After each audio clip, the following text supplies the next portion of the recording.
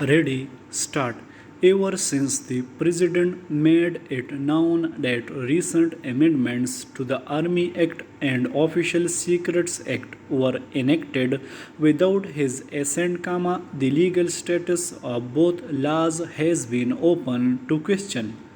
Given the state's refusal to acknowledge the issue and the president's inability or unwillingness to take action after his startling disclosure, it seems the Supreme Court will ultimately decide whether or not presidential assent can be deemed to have been given in this case.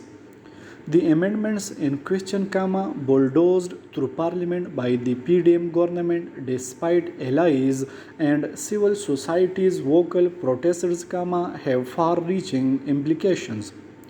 Through the amendments, the movers of the bills sought to cede considerable new powers to the Pakistani military and the army chief, including powers to retaliate more forcibly against critics and suppress dissent, as well as the power to control armed forces personnel's professional and political decisions even after their career in the forces had ended.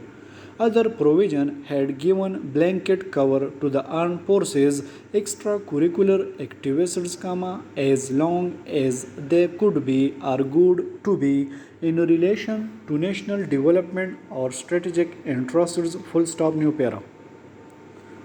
The Supreme Court Registrar had returned an earlier petition against the amendments on technical grounds, but two recent petitions, filed by the Sindh Bar Council and PTI Chief Imran Khan, seem to mount a more serious challenge.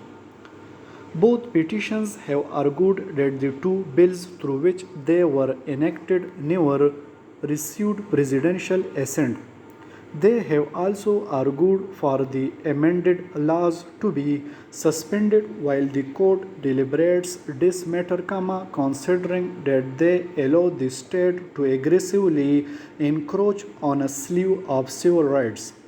It is regrettable that he, President himself, has chosen to remain quiet despite being responsible for much of the confusion surrounding the laws.